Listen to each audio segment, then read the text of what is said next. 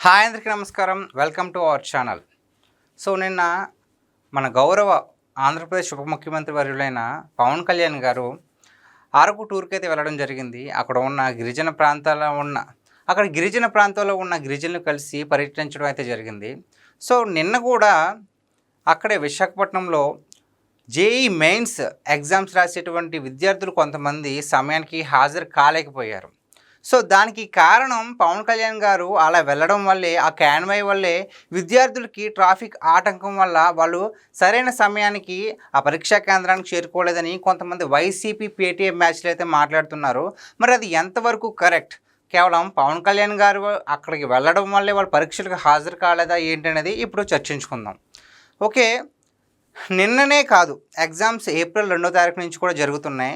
So అంతకుముందు నుంచి కూడా, సో ఏప్రిల్ 2 నుంచి కూడా చాలామంది విద్యార్థులు రోజుకి 80 మంది అని, 72 మంది అని, సో ప్రతిరోజు ఎంతో కొంతమంది విద్యార్థులు సమయానికి హాజరు కాలేకపోతున్నారు. సో దానికి దీనికి లింక్ ఏంటి? పవన్ కళ్యాణ్ గారు వెళ్ళడం వల్ల ఆగిపోయారో లేదో ఇప్పుడు ఒకసారి చూద్దాం. సో విశాఖపట్నం సిటీ పోలీసులు జారీ చేస్తున్నది ఏంటంటే,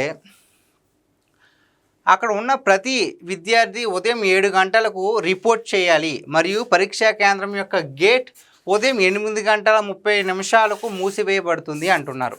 సో ఇక్కడ పోలీస్ శాఖ వారు జారీ చేసింది ఏంటంటే, అక్కడ 7 గంటలకల్లా ప్రతి ఒక్క విద్యార్థి, ఎవరైతే జేఈ మెయిన్స్ ఎగ్జామ్స్ రాసే విద్యార్థి ఎవరైతే ఉన్నారో 7 గంటలకి అక్కడ రిపోర్ట్ చేయాలి.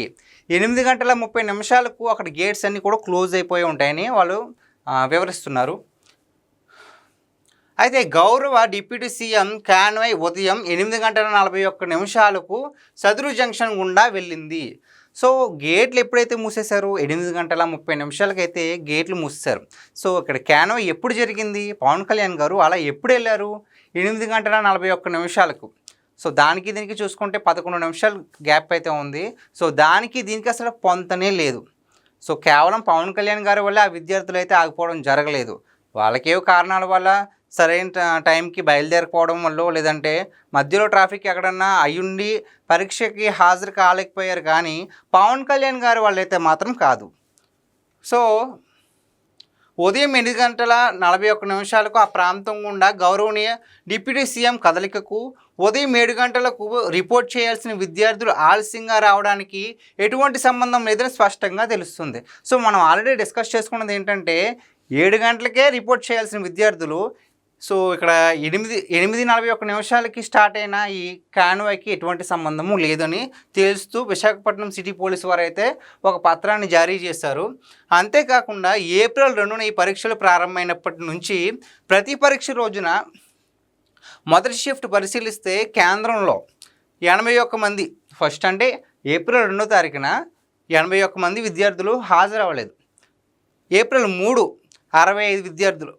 సో తర్వాత 76 మరియు 61 ఇంతమంది స్టూడెంట్స్, అప్పటి నుంచి కూడా ఎంతో కొంతమంది స్టూడెంట్స్ ఆ టైంకి హాజరు కాలేకపోతున్నారు. కానీ ఈరోజు మనం చూసుకున్నట్లయితే, సో మరి నిన్న చూసుకున్నట్లయితే, నిన్నే అంతకుముందు రోజుల కంటే ఎక్కువ పోల్చుకుంటే నిన్నే చాలా తక్కువ మంది విద్యార్థులు గైర్ హాజరయ్యారు. అంటే ఆలస్యంగా ఎగ్జామ్స్కి అందుకోలేకపోయారు. సో చూస్తున్నట్లయితే దానికి దీనికి ఎటువంటి లింకు లేదండి. సందు దొరికింది కదా, ఏదో ఒక నింద వేసేద్దాం, మనకి ఎంతో కొంత డబ్బులు వస్తాయి మన అన్న నుంచి, మన జగన్ అన్న నుంచి ఎంతో కొంత పేటీఎం బ్యాచ్ కదా, మనకి ఎంత విసురుతారు, మనం తీసుకుందామని ఇలాంటి పిచ్చి పిచ్చి ప్రయత్నాలు తప్ప ఆ విద్యార్థులు హాజరు కాకపోవడానికి ఈ కాన్వాయ్కి అస్సలు సంబంధమే లేదు. సో ఇలాంటివి చాలా దుష్ప్రచారాలు చేస్తారు. వాళ్ళకి కొత్త ఏముంది, వాళ్ళకి కావాల్సిన డబ్బులండి. ఆ పూటేమో బిర్యానీ పొట్లం, ఆ పూటే కాస్త ఏ కోట ఇస్తారు, అక్కడితో ఇప్పుడు గడిచిందిరా బాబు అనుకుని దుష్ప్రచారాలు చేయడానికి రెడీగా ఉంటారు. కానీ ఒక విద్యార్థి జీవితం నాశనం చేసేలాగా ఏ ప్రభుత్వ నాయకుడు కూడా అలా ప్రవర్తించరు. అలాంటిది పవన్ కళ్యాణ్ లాంటి నాయకులు ముందుగానే ఆలోచిస్తారు, మన వల్ల ఎవరికన్నా ఇబ్బంది కలుగుతుందా లేదని. అంతేకాని ఇలాంటి దుష్ప్రచారాలు అయితే నమ్మొద్దు. సో దీనిపై మీ అభిప్రాయం ఏంటో కామెంట్ చేయండి. థ్యాంక్స్.